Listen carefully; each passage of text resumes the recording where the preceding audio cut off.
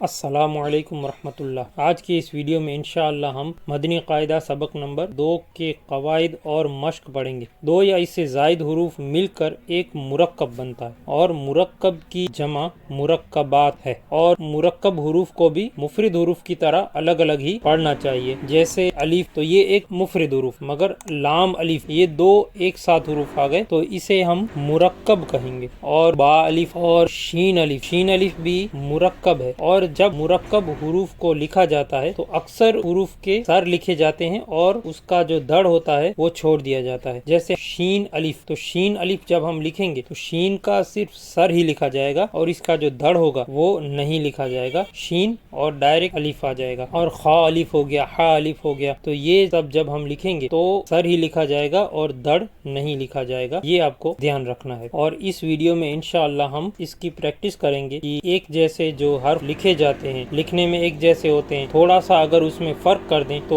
وہ حرف بدل جاتا ہے۔ جیسے جیم، خا اور ہا، یہ تینوں حرف ایک جیسے لکھے جاتے ہیں، مگر صرف نقطوں کا فرق ہے کہ اگر نیچے نقطہ آ گیا تو جیم ہو گیا، اور اوپر نقطہ ہو گیا تو خا ہو گیا، اور بنا نقطے والا اگر لکھیں گے تو یہ ہا ہو جاتا ہے۔ الف، یہ الف ہے اور یہ مرکب نہیں ہے، یہ مفرد حرف ہے۔ لام الف، یہ دونوں لام الف ہیں۔ لام الف کو دونوں طرح سے لکھ سکتے ہیں، اس طرح بھی لکھ سکتے ہیں اور اس طرح بھی لکھ سکتے ہیں۔ پھر آئے گا با الف، نون الف، تا الف، یا الف، فا الف۔ یہ پانچوں حرف ایک طرح سے ہی لکھے جاتے ہیں، لیکن ان میں نقطوں کا فرق ہے۔ جیسے با کے نیچے نقطہ آئے گا، نون کے اوپر آئے گا، تا کے اوپر 2 آئیں گے، یا کے نیچے 2 آئیں گے، اور فا کے اوپر 3 نقطے آئیں گے۔ اس کے بعد آئے گا شین الف، سین الف۔ شین الف اور سین الف دونوں ایک طرح سے لکھے جاتے ہیں اور آواز بھی ایک جیسی ہے، تھوڑا سا فرق ہے۔ شین کے اوپر 3 نقطے آئیں گے اور سین کے اوپر کوئی نقطہ نہیں آئے گا۔ فا الف، قوف الف، یہ دونوں بھی ایک طرح سے لکھے جاتے ہیں۔ فا کے اوپر 1 نقطہ آئے گا اور قوف کے اوپر 2 نقطے آئیں گے۔ جیم الف، خا الف، ہا الف، جیم کے نیچے 1 نقطہ آئے گا، خا کے اوپر 1 آئے گا اور ہا خالی آئے گا۔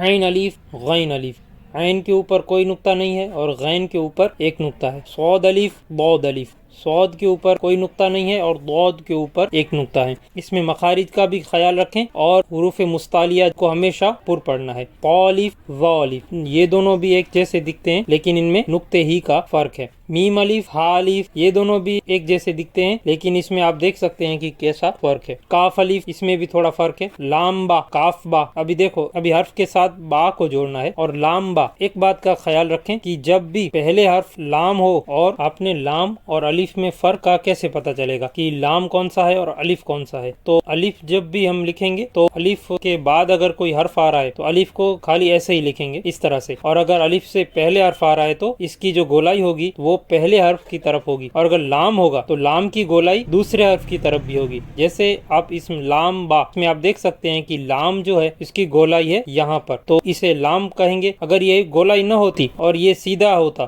تو یہ الف ہوتا، تو یہ تھوڑا سا آپ نے خیال رکھنا ہے۔ کاف با، کاف تا، کاف تھا، ابھی دیکھو با، تا اور تا میں کس طرح سے فرق آ رہا ہے۔ کاف با، پا با، سین لام، شین لام، صاد لام، ضاد لام، یہ دیکھو یہ لام آ گیا، پہلے الف آیا تھا ابھی لام آیا ہے۔ تو لام کس طرح ہم نے لکھا ہے اور الف کس طرح لکھا ہے۔ لام کے بعد اگر کوئی حرف آئے گا تو لام کی گولائی آئے گی اینڈ میں، لام کے اینڈ میں گولائی آئے گی اور یہاں سے دوسرا حرف لکھا جائے گا۔ فا لام، قوف لام، عین لام، غین لام، کاف لام، دیکھیں یہاں پر لام بعد میں ہے، ٹھیک ہے۔ ابھی لام کے بعد آئے گا نون، کاف نون، نون دیکھو نون اور لام دونوں ایک جیسے دکھ رہے ہیں لیکن نون کے اوپر نقطہ ہے اور لام کی جو ڈنڈی ہے وہ لمبی ہے اور نون کی جو ڈنڈی ہے وہ چھوٹی ہے۔ یہ دونوں طرف سے سرخا ہے لیکن لام جو ہے ایک طرف سے بڑا اور دوسری طرف سے چھوٹا ہے۔ قا نون، وا نون۔ تو آج کی ویڈیو میں بس اتنا ہی، انشاءاللہ باقی کا سبق اگلے ویڈیو میں پڑھیں گے۔ تو اگر آپ کو یہ ویڈیو پسند آئی ہو تو لائک کریں، اپنے دوستوں کے ساتھ شیئر کریں اور میرے چینل کو سبسکرائب کریں، اور اگر آپ کا کوئی بھی سوال ہے تو پلیز مجھے نیچے کمنٹ کریں، میں انشاءاللہ ساری کمنٹیں پڑھتا ہوں۔